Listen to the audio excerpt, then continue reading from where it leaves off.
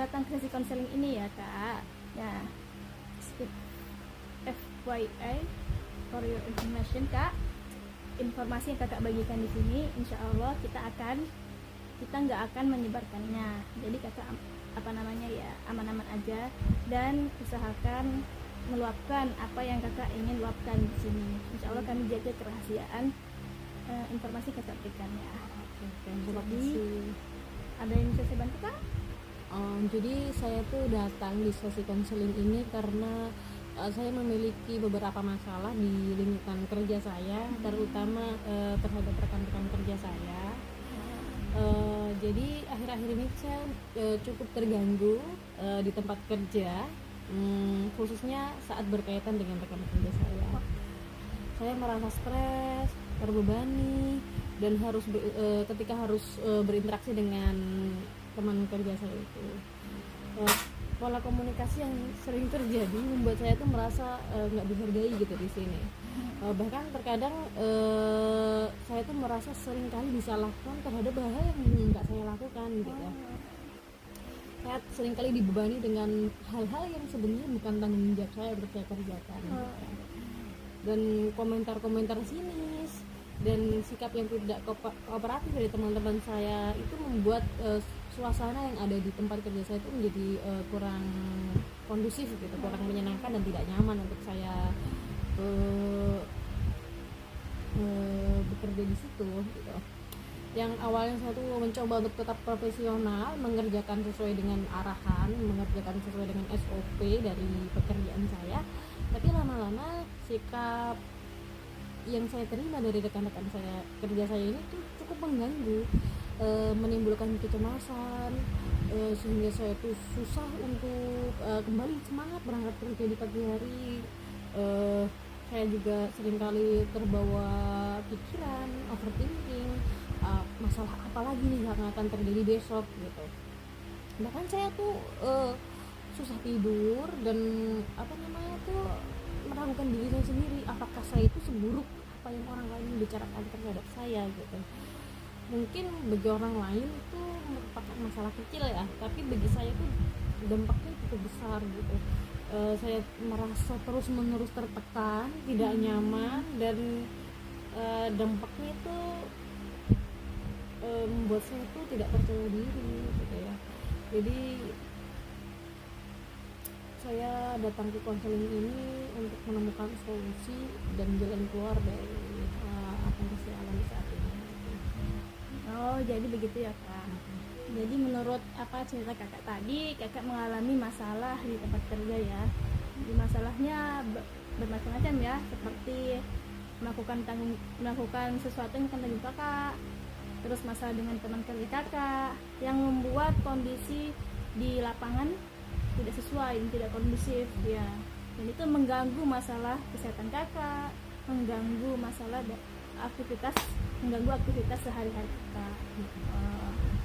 Baiklah seperti itu kak. Mari kita temukan jalan keluar dari masalah kakak tersebut. Terima kasih kak atas konselingnya. Saya bisa bayangkan itu situasi yang gak mudah sih kak ya. Nah, ini bisa sangat menguras energi kakak kayak gitu. Apakah ada dampak dari situasi ini kak terhadap pekerjaan kakak atau kehidupan pribadi kakak? Ya, saya tuh jadi sering cemas gitu setiap pagi sebelum berangkat kerja gitu. Saya bahkan juga mengalami gangguan tidur, dan saya tuh merasa tidak percaya diri dengan hasil kerja saya, dan saya mulai merasa saya itu bukan orang yang kompeten gitu. Itu sangat berat sih kak. Jadi kakak tuh merasa tekanan itu mengganggu tidak hanya mengganggu ke profesionalisasi kakak aja, tapi juga kesejahteraan mental kakak kan dan emosi kakak. Iya benar sekali. Saya tuh kadang merasa tidak tahu harus gimana lagi gitu kan. Jadi saya tuh merasa juga takut kalau menyuarakan hal ini ke atasan saya, jadi membuat saya tuh terlihat tidak mampu bekerja gitu. Kalau saya simpulkan sih kak, kakak itu merasa tertekan dan kehilangan semangat kerja ya. karena perlakuan dari rekan kerja itu kakak membuat kakak merasa tidak dihargai dan direndahkan, yang akhirnya berdampak pada kepercayaan diri kakak ya. Ya betul sekali, karena itu saya sering menyalahkan diri sendiri, padahal saya tuh tahu masalah ini tuh terjadi bukan karena saya gitu. Wajar sih kakak merasa seperti itu, wajar. Yang kakak alami itu itu adalah bentuk dari tekanan psikologis sih kak. Di tekanan psikologis ya dalam lingkungan kerja sih kak.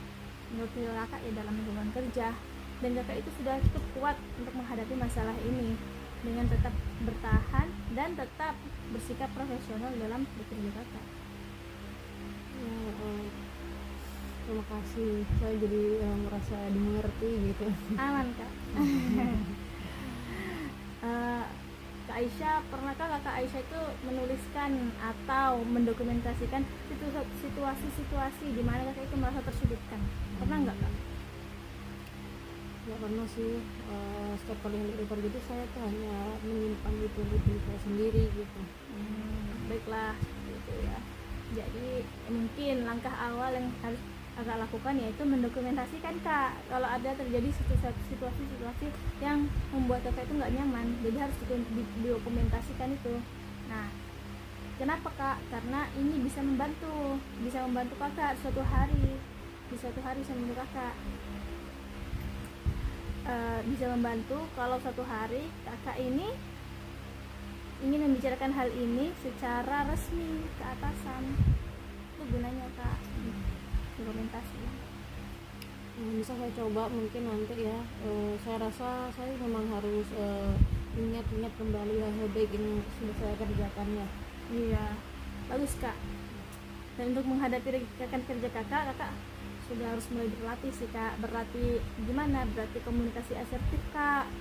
Ya, gimana tuh? Jadi seperti menyampaikan perasaan tanpa menyerang, namun tetap tegas dan jelas. Misalnya nih kak, misalnya kakak merasa tidak nyaman jika kakak disalahkan atas hal-hal yang bukan tanggung jawab kakak gitu.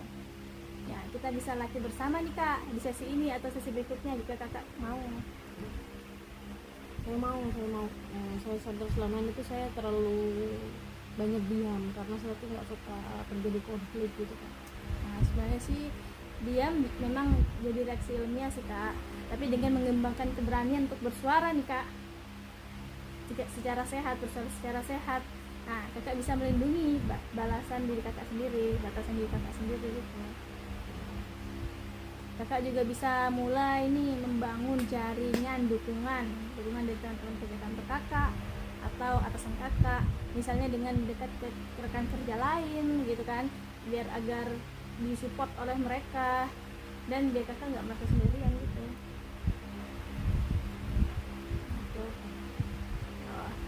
Nah, Kak Aisyah, saya sangat menghargai sih keterbukaan kakak dalam sesi konseling ini di hari ini. Kakak sudah mengambil langkah yang sangat baik dengan tenang untuk menghadapi situasi ini dan mencoba kuat serta membagikan apa yang kakak rasakan di hari ini. Nah, ini menunjukkan bahwasannya kakak itu ya ingin berubah dan bertumbuh bersama. Terima kasih banyak kak, saya juga merasa jauh lebih lega sekarang dan saya rasa saya punya gambaran tentang apa yang akan saya lakukan nanti gitu. Saya juga senang mendengarnya kak. Jangan lupa untuk memulai dari langkah kecil, contohnya seperti mencatat kejadian-kejadian penting, mencoba menuliskan hal-hal positif tentang diri kakak, dan juga kita bisa jadwal lanjutan untuk sesi konseling ini, dan juga bisa dijadwalkan juga agar kakak bisa lebih menguasai komunikasi asertif dan mengevaluasi perkembangan diri kakak. Oke, saya insya Allah saya akan melakukannya. Terima kasih banyak ya. Sama-sama lah kak. Jangan ragu untuk menghubungi saya ya jika kakak itu merasa perlu bantuan sebelum sesi berikutnya. Semoga hari kakak lebih tenang ke depannya dan lebih bisa menghadapi teman-teman saya. Iya, lebih bisa menghadapi dan lebih tenang.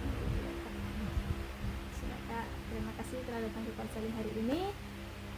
Saya mengucapkan wassalamualaikum warahmatullahi wabarakatuh.